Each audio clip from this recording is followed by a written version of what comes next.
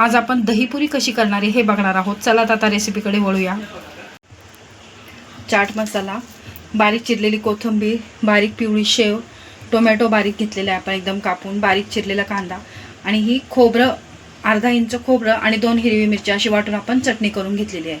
त्यानंतर ह्या अशा कच्च्या पुऱ्या घेतल्यात आपण पाणीपुरीच्या। ह्या पुऱ्यांचं अख्खं पॅकेटसुद्धा बाजारात अवेलेबल आहे, पण ते म्हणजे कधी तळलेलं असतं काय आपल्याला माहीत नाही, म्हणून मी अशा कच्च्या पुऱ्या आणल्या जे आपण आपल्या घरच्या तेलात फ्राय करणार आहोत। त्यानंतर ही तयार बटाट्याची भाजी, ही भाजी कशी करायची मी आधी दाखवलेली आहे। पिवळी भाजी केलेली आपण बटाट्याची आणि हे दही ह्यामध्ये साखर टाकून आपण फेटून घेतलेले आहे व्यवस्थित।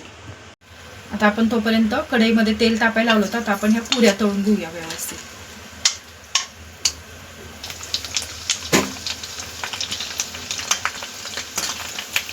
बघा ह्या किती व्यवस्थित फुलतात, जशा बाजारात भेटतात त्यापेक्षाही जास्त टम आणि व्यवस्थित एकदम फुगीर येतात हे पहा। आता आपण हे असे फोडून घेतली पुरी, त्यामध्ये आता आपण ही बटाट्याची भाजी,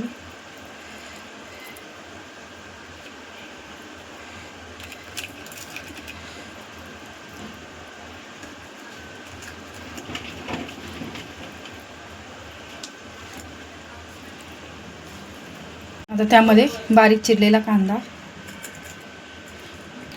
सगळीकडे समप्रमाणातच टाकून घ्यायचं आहे। तुम्हाला जर यातली कुठली गोष्ट जर जास्त आवडत असेल तर तुम्ही ते कमी जास्त प्रमाणात करू शकता। त्यामध्ये आता बारीक चिरलेला टोमॅटो, आता जी आपण खोबरे चटणी केली ती थोडी थोडी टाकून घेऊया आपण। हे असे सगळे तुम्ही जर तयार करून ठेवलं ना तर तुम्ही मुलांना आयत्या वेळेस पटक्यानी, म्हणजे शाळेतून जेव्हा मुलं येतात त्यांना नाश्ता लागतो त्यावेळेस तुम्ही ही गोष्ट पटकदशी त्यांना करून खायला देऊ शकता। हे सगळं जर कापून ठेवलं, सगळ्या कृती करून ठेवल्या तर। आता त्यामध्ये दही, गोड दही,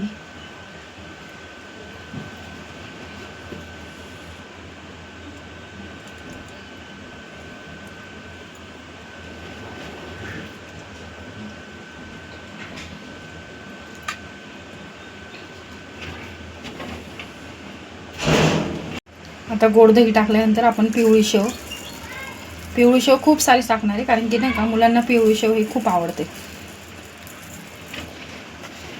माझी मुलगी तर पिवळी शेव खूप आवडीने खाते, त्याच्यामुळे मी पिवळी शेव जरा जास्तच टाकते, तिला खूप आवडते।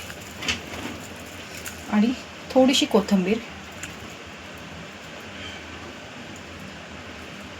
आता यामध्ये थोडासा चाट मसाला, कारण की साखर दह्यामध्ये आहे, भाजीमध्ये आपल्या मीठ वगैरे सगळं आहे, त्याच्यामुळे मी ह्याच्यामध्ये मीठ वगैरे मिरची असं काही एक्स्ट्रा टाकलेलं नाही आहे।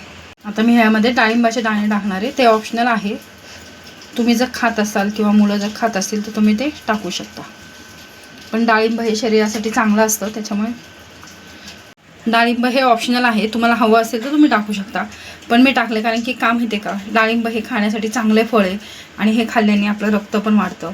त्यामुळं जर तुम्हाला वाटलं तर तुम्ही हे डाळिंबाच्या ब्या अशा करून मुलांना जर दिल्या तर ते पुरीमुळं डाळिंब खाऊ शकतात। अशा प्रकारे आपली दही पुरी खाण्यासाठी तयार झालेली आहे। तुम्ही बघू शकता किती व्यवस्थित आणि खायलाही एकदम छान लागते।